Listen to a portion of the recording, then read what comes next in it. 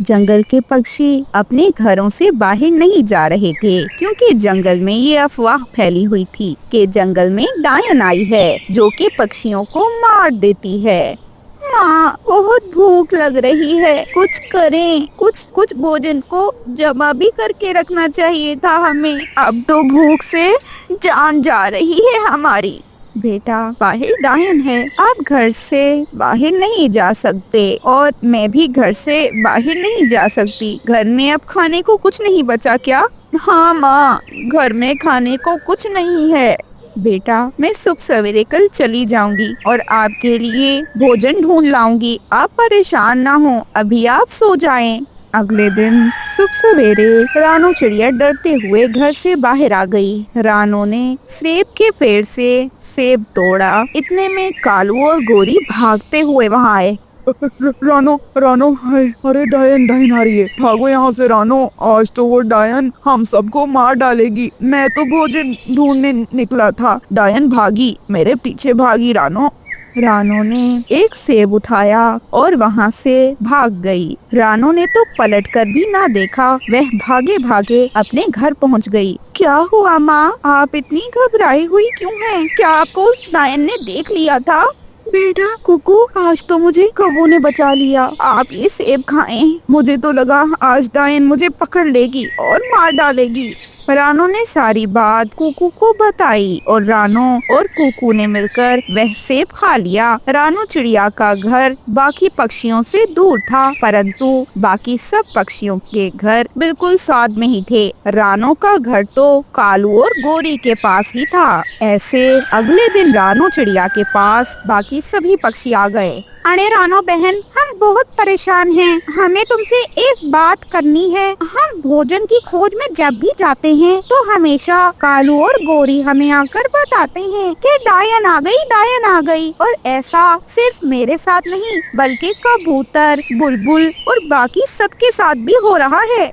हाँ हाँ, तोता बिल्कुल ठीक कह रहा है। मैं भोजन की खोज में गई थी कि इतने में कालू भागा भागा आया और उसने बताया कि उनके पीछे डायन लगी है और डायन आ रही है। अरे रानो चिड़िया, तुम्हें तो पता है ना कि ठंड बहुत है और ऐसे मौसम में कौवे हमेशा की तरह मेहनत नहीं करना चाहते। वे चाहते होंगे कि भोजन न खत्म हो जाए जंगल में, इसीलिए हमें अपने घर से बाहर ही नहीं निकलने दे रहे। क्योंकि अगर जंगल में सच में डायन होती तो वो डायन कौवों को कुछ क्यों नहीं करती? अरे हर बार कौवे डायन से बच कैसे जा रहे हैं? रानो चिड़िया सारी बात समझ गई। उस रात रानो छुपकर कबूतर के साथ कौवों पर नजर रख रही थी। वह सारी बात अगले दिन सुबह सवेरे गोरी सभी पक्षियों से माफी मांगती है। पक्षियों, मुझसे बहुत बड़ी गलती हो गई। मैं समझ गई ये सब ठीक नहीं है। अगर मैं नकली डायन बनी तो मेरे पास असली डायन आ जाएगी।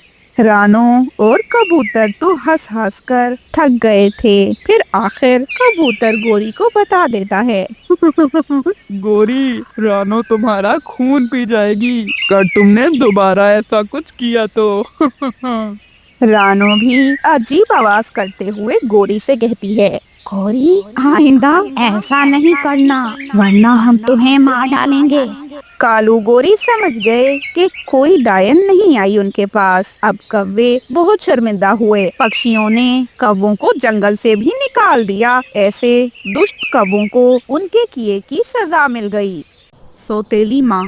आकाश की रानो के साथ जबरदस्ती शादी की गई थी। उसे रानो चिड़िया जरा पसंद नहीं थी। रानो चिड़िया अब बहुत बीमार रहने लगी थी। वह ये बात अच्छे से जानती थी कि उसके जाने के बाद उसका पति उसकी बेटी को कभी खुश नहीं रख पाएगा, क्योंकि उसके पति ने सारी जिंदगी ही उसे भी खुश नहीं रखा था। बेटी गुड़िया, मेरी तबीयत बहुत खराब है। मुझे लगता है कि मैं कुछ दिनों में मर जाऊंगी। अगर मैं तुम्हें छोड़कर चली गई तो मुझे पता है मेरे बाद तुम्हारा कोई ध्यान नहीं रखेगा। काश तुम्हारा कोई भाई होता, वह तुम्हारा साथ देता। माँ, ऐसी बातें ना किया करें, आपको कुछ नहीं होगा। गुड़िया मेरी बेटी, मेरे मरने के बाद तुम अपना ध्यान रखना। गुड़िया अपनी माँ को समझाने लगती है कि ऐसे परेशान ना हो, आप ठीक हो जाएंगी, देखना माँ, बस कुछ दिन में आप बिल्कुल ठीक हो जाएंगी।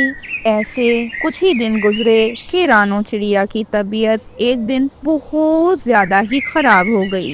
गुड़िया भागी भागी अपने पिता के पास गई। पिताजी, जल्दी करें, माँ को अस्पताल लेकर चलें, माँ की तबीयत बहुत खराब है। ओह, तेरी माँ के रोज के ड्रामे हैं, छोड़ दे। और तू क्यों मेरा सर खा रही है? इतनी परवाह है ना अपनी माँ की तो खुद ले जा इस बुढ़िया को अस्पताल। गुड़िया वापस अपनी माँ के पास जाती है। गुड़िया फिर डॉक्टर को बुला ले आती है। जब तक डॉक्टर उल्लू पहुँचा तब तक रानो चिड़िया इस दुनिया से जा चुकी थी। रानो मर चुकी थी। गुड़िया बहुत रोने लगती है। अरे माँ, मुझे छोड़कर क्यों चली गई? मैं आपके बगैर नहीं जिंदा रह सकती। आपको पता है ना, आपके अलावा मेरा कोई नहीं है।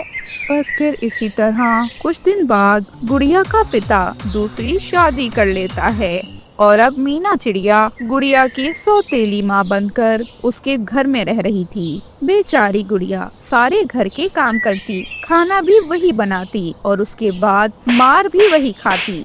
पैर दबा चिड़िया, मेरे पैर। मैं नहीं दबाऊंगी तुम्हारे पैर, तुम मेरी सगी माँ नहीं हो और तुम बुरी हो। अरे, तुम्हें तो तमीज ही नहीं है बड़ों से बात करने की। फिर सौतेली माँ गुड़िया की खूब पिटाई करती है। आकाश तो सब देख रहा था, परंतु वह कुछ नहीं कहता था अपनी दूसरी बीवी से। हमेशा गुड़िया को ही बातें सुनाता, उससे ही लड़ाई करता और तो और गुस्से में आकाश गुड़िया को 2-3 लगा भी देता। भोजन लेने भी गुड़िया ही जाया करती। अब तो आकाश खुद तो कोई काम ही न करता था। बेचारी गुड़िया खेलने की उम्र में अपने घर को चलाने का सोचती। अपने घर के खर्चे वगैरह सब अब गुड़िया उठा रही थी। गुड़िया अब ऐसे जॉब करने का फैसला करती है। वह जंगल में तोते महाराज के पास काम के लिए जाती है। मिट्ठू महाराज, मेरे पास कोई काम नहीं। आपको पता है ना कि मेरी माँ इस दुनिया में नहीं रही और मेरे पिताजी कोई काम नहीं करते। मेरी सौतेली माँ बहुत गुस्से वाली हैं। अगर मैं किसी दिन घर भोजन न लेकर जाऊँ तो मेरी बहुत पिटाई करती हैं। प्लीज मुझे कोई काम दे दें। अरे ठीक है गुड़िया बेटी, तुम बताओ तुम्हें कौन सा काम आता है, मैं तुम्हें वही काम दे दूँ।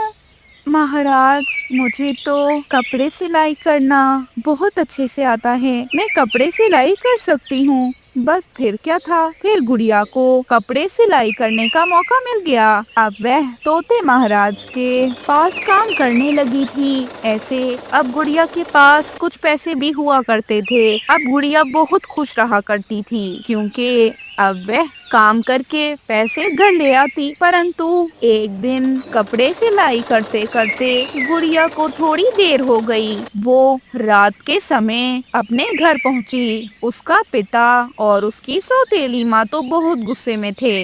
अरे अरे कलमुही, अभी भी ना आती तुम ऐसा करती कि वहाँ ही रह लेती। मैं और तुम्हारे पिताजी कितने परेशान हो गए थे, तुम्हें कोई एहसास ही नहीं है। अरे पापा, मैं कपड़े सिलाई कर रही थी, इसीलिए बहुत देर लग गई। तुम्हारे बाप ने तुमसे बात नहीं की? मैं कर रही हूँ बात, मुझे जवाब दो। माँ हूँ मैं तुम्हारी। सुबह से इतने बर्तन पड़े हुए हैं और तुम वक्त से आई ही नहीं। अब ये बर्तन कौन धोएगा? जाओ और जाकर बर्तन धो। और मेरे सर में बहुत दर्द है, जल्दी चाय बनाकर भी लाओ। और हाँ, कुछ मैले कपड़े भी पड़े हैं, वो भी धो देना। गुड़िया कोई जवाब न देते हुए फौरन से सारे काम करने लगती है। गुड़िया काम कर कर के थक गई। उसका सारा काम मुकम्मल भी हो गया। जब उसने घर के सारे काम कर लिए तो उसको ही नहीं था। ये सब देखकर पक्षी उस पर हंस रहे थे।